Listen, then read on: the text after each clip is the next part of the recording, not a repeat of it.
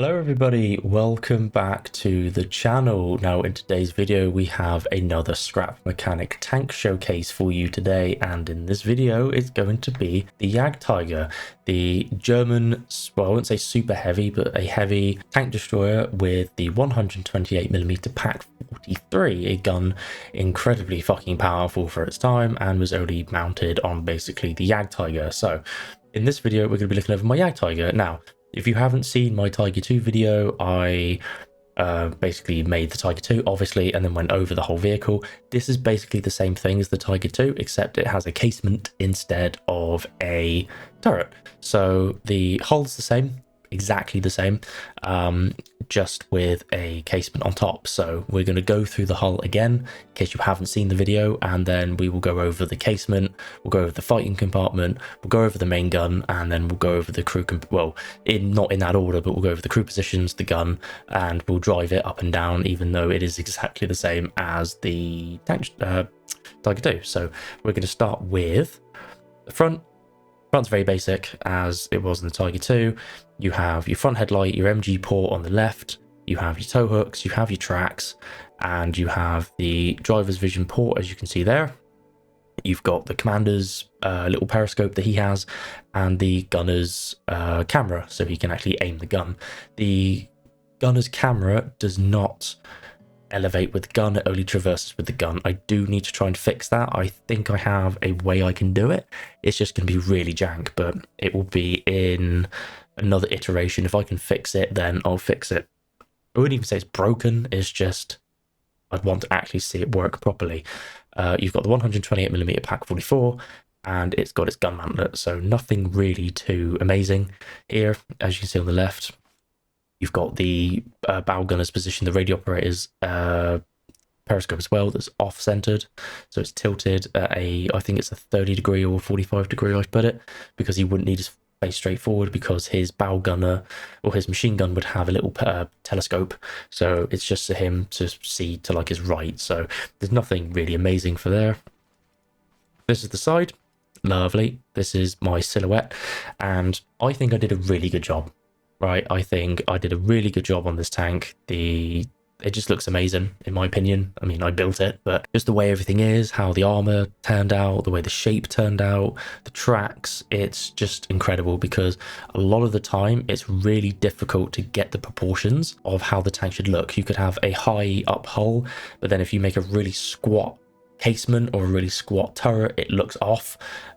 If you make the turret too tall, if you make the hull too short, it just looks off. I think I've done a really good job. I think and I gave it a nice camouflage. I think with certain camouflages, you know, you can make it all desert, you can make it winter. All you'd really need to do for winter is you could make it all white, but then you could just take a grey tank and just put some white lines on it. That's what I would do. I think making it all white, because of the way the white is, it's really white, that it would just look off, really. It just wouldn't look right. So it's nice to get that blend of different camo patterns. But I think the side looks really good. I've got the tracks that are sagging on the same as the Tiger 2. The tracks on these are a different color, I think, from the previous. I think so. I think they're black, but I didn't know you could change the color of the tracks. So that's okay. We'll move to the back. Nothing really interesting. You've got the casement hatches, so you can go in and you can go in, but you can't go out because your guy's a fat ass and he can't do it.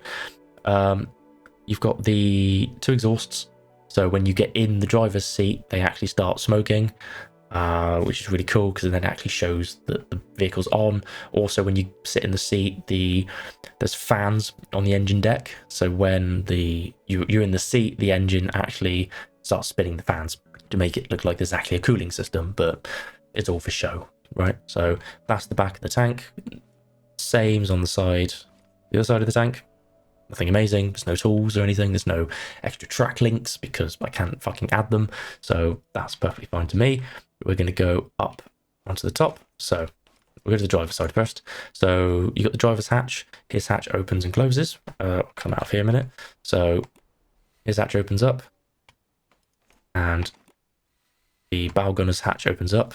I'm not going to go in them yet because I don't want to explore them just yet. I'm just showing you the hatches and what they do. So these open up like this. You've got the main gun, 128mm KWK A44, or Pak 44. Sorry, my bad. Don't hate me on that. The gun mantlet will move up onto the top. Gunner's sight and the periscope. We then open the hatch for the commander. So inside, we'll start the commander's seat because that's one of the most important seats in the vehicle. So as you can see, hatch is open. There's no periscopes around him. There's no cupola, so he has one, which is there. And then we can open up like this. Something's pretty cool, and you can see around. He's very exposed, so that's not very good. So yep, he's very exposed, but he's got more view, right? He's got more view, so we will go back down and look inside. So he's got his controls. Well, there's just a few controls for things. That's usually for that's all the gun kit, as we used to say in the British Army. With the Challenger 2, there's a gun kit next to you, but in this tank, it's just engines. He's got ammo behind him. That's the only ammo in this tank because the ammo is massive, by the way. The ammo is probably about the size of a 203mm howitzer.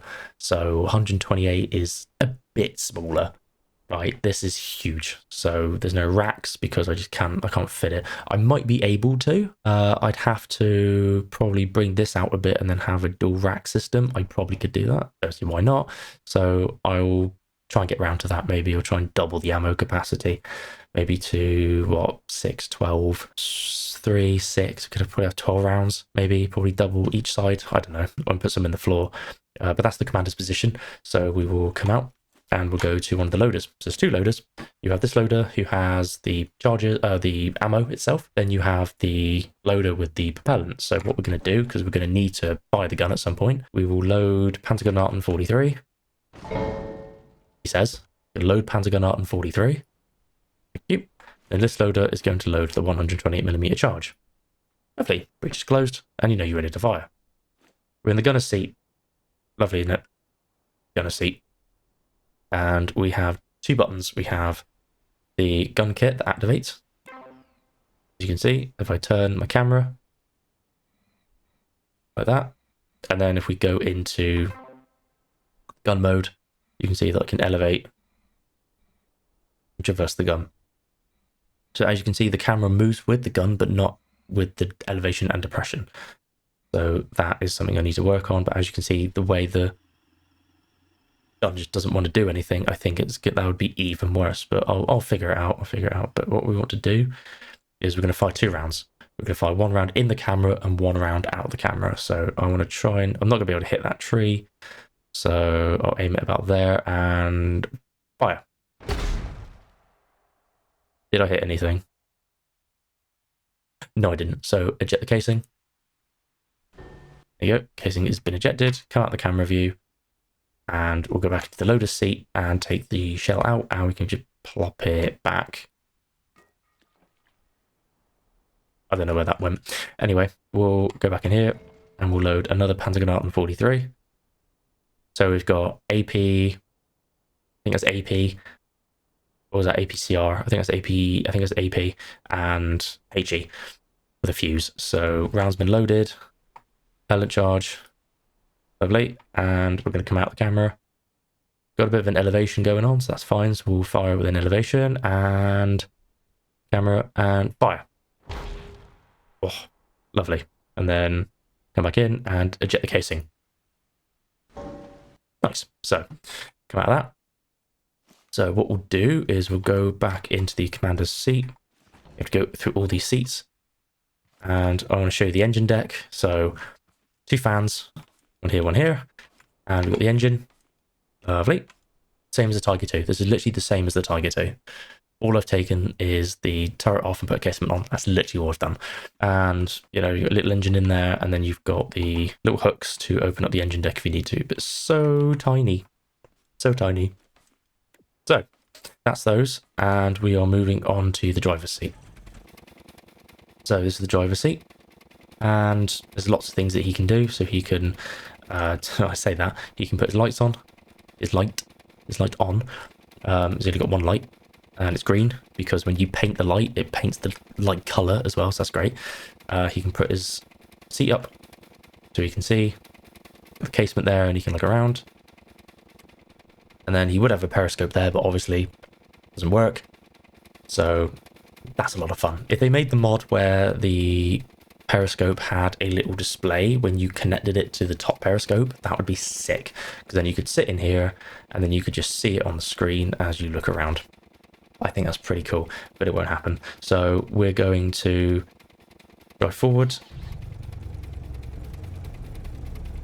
at a really slow pace, very slow pace, and we're going to go to about there. Then we're going to drive backwards. As you can see, you can hear those fans going. There they are. Problem is, the tank's really slow because it's supposed to be really armoured, which then has a downfall of the engine being slow, even though I can speed the engine up. The only problem is you don't want the engine too fast, because yeah, if the engine's fast enough, you can then traverse really easily. However, then the tank's really fast. So transmission doesn't have enough torque to actually traverse the tank fast enough. So what I will do, and what I mean by that, is that if I drive forward and I try and traverse the tank, it is not doing it. Be by the back and try and... it's just really difficult. You can hear me trying to traverse it. Wait. That's, as I see, yeah, that's how slow it's moving.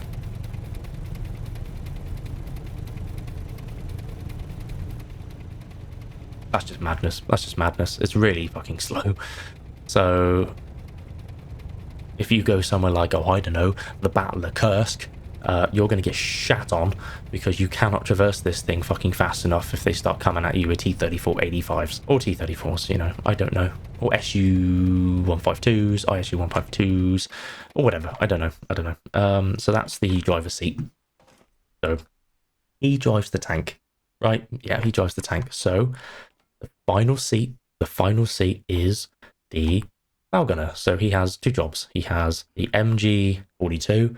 I know it's supposed to be an MG34, right? I know, but the problem is that this is in a ball mount, right? So they're two entities, and the problem is the MG34 model in this game does not fit into blocks. You have to have a special mod tool to actually slide them into blocks. However, it doesn't like that with the ball. So if you do that, the ball will just fucking fly off somewhere. So the MG42 is the only machine gun that actually fits. If it's not mounted in a volatile position like the ball, and you just put it in a turret, then it's fine, right? It doesn't matter. If you remember from the Tiger 2 video, if you watched it, the MG34's in the turret, but not in the hull, because I can't fit it in the hull. So you've got two separate machine guns, and he can fire his machine gun.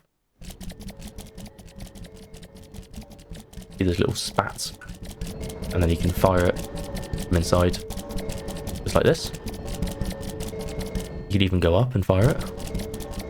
Well, I wouldn't recommend it because you're supposed to use the periscope, but then he would have a telescopic sight on the machine gun itself in the ball mount, but don't have that, so that's not very cool. So yeah, you can do that, and then he has the radio.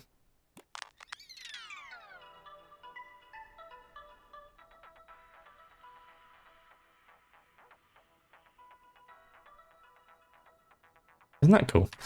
So he would be in charge of the radio. So I believe he would control it, and then the commander would be able to talk to the other vehicles in the battalion or to other units in whatever, right? So he'd be able to talk to other units and be able to coordinate attacks and stuff like that. So that's pretty cool. There's no antenna on this. I didn't think to put an antenna. I can put one, right? I can put one. A lot of these iterations that I do, I don't really do the fine detail. I just do a lot of the cool shit, and then I go, oh shit, I haven't put an antenna. I don't think any of my tanks have antennas on them. So they don't do anything, right? If they did, then I would, I'd probably put them on, but they don't do anything. So that is pretty much my Jagdtiger. And what we'll do is I'll show you that literally it is what this is like compared to the Tiger 2. And as you can see, they are practically the same. There is just a camo pattern difference, and one has a turret and one doesn't. And as I said before previously, with the MG42's in there, but the 34 is in the turret because you can actually mod it to go back in. So, and you can see that the game is just lagging to shit. But yeah, the difference is one's a casemate, one's a turret. So that's really all there is to it. And I think I did a really good job. I want to try and make my tanks as realistic as I can, because some people make god-awful tanks in this game, and I'm not hating on it. You know, I just feel that I have my own style, and I think that if you put my tanks within other tank designs, I could pick them out no problem, right? Some people are really good at making tanks. I'm not faulting them for that. They can make really good ones. I think that I'm pretty good at what I do. I think I just see a tank design and I go, I think I can make that. You know, I've got loads of prototypes in the works that I want to do. I've got tanks already that I've built that I want to show off. I have a artillery piece, my first artillery piece that I've been making. That's almost complete. It's just I need to just mount the gun in a cradle and then put it in, and then that's pretty much it. I might give it a camo maybe or not, but that is pretty much the Jagdtiger. I hope you guys did enjoy. If there is any tanks that you would like to see me build, I would happily try and build them for you. I was thinking at some point of maybe doing a live stream, try live streaming and making a tank. You know, it might take me a few hours because a lot of the time I'll just sit on the game and I will make tanks and just listen to music. That's all I do with this, and you know, it's a lot of fun, honestly, and it's something that I want to do because I'd love people to be able to come in and watch me on live stream build a tank, maybe give me ideas, maybe ways I could do things differently or something like that, you know, something really cool. And you know, I tried making a video. I did make a video at one point and then I lost it, of me building a tank. I think it was over an hour or hour and a half or something like that, just me building a tank from scratch.